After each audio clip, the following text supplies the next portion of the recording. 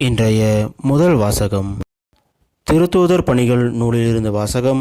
அதிகாரம் 15 வசனம் 1 முதல் 6 முடிய. அந்த நாட்களில் யூதேயாவில் இருந்து வந்த சிலர், நீங்கள் மோசேயின் முறைமைப்படி விருத்த சேதனம் செய்து கொள்ளாவிட்டால் மீட்படைய முடியாது என்று சகோதர சகோதரிகளுக்கு கற்பித்து வந்தனர். அவர்களுக்கு பவுல், பர்னபா ஆகியோருக்கு இடையே பெரும் கருத்து வேறுபாடும் விவாதமும் உண்டாயின. எனவே பவுலும் பர்னபாவும் அவர்களுள் சிலரும் எருசலேமுக்கு சென்று திருத்தூதர்களிடமும் மூப்பர்களிடமும் இந்த சிக்கலை குறித்து கலந்து பேசுமாறு நியமிக்கப்பட்டனர். அங்கிருந்து திருச்சபையார் அவர்களை வழியனுப்பி வைத்தனர். அவர்கள் பெனிசியா, சமாரியா வழியாக சென்று பிற இனத்தவர் மனம் திரும்பிய செய்தியை எடுத்துரைத்தார்கள். இது சகோதர சகோதரிகள் அனைவரிடமும் பெரும் மகிழ்ச்சியை ஏற்படுத்தியது. அவர்கள் எருசலேம் வந்தபோது திருச்சபையாரும் திருத்தூதர்களும் மூப்பர்களும் அவர்களை வரவேற்றார்கள்.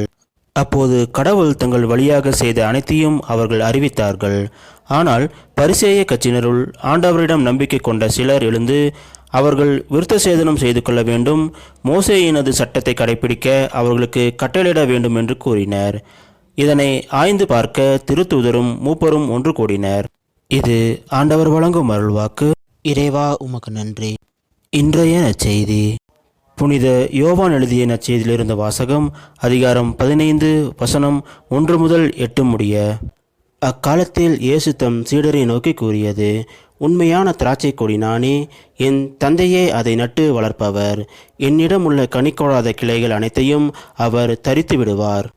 கனித்தரும் அனைத்து கிளைகளையும் மிகுந்த கனித்தருமாறு கழித்து விடுவார்.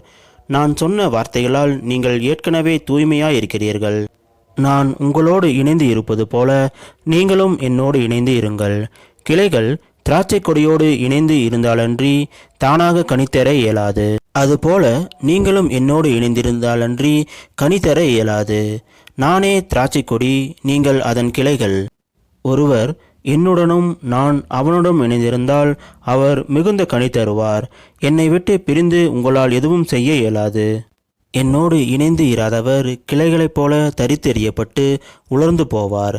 அக்கிளைகள் கூட்டி சேர்க்கப்பட்டு நெருப்பிலிட்டு எரிக்கப்படும். நீங்கள் என்னுள்ளும் என் வார்த்தைகள் உங்களுள்ளும் நிலைத்திருந்தால் நீங்கள் விரும்பி கேட்பதெல்லாம் நடக்கும். நீங்கள் மிகுந்த கனி தந்து என் சீடராய் இருப்பதே என் தந்தைக்கு மாட்சி அளிக்கிறது. இது கிறிஸ்து வழங்கும் நற்செய்தி. கிறிஸ்துவே உமக்கு புகழ்.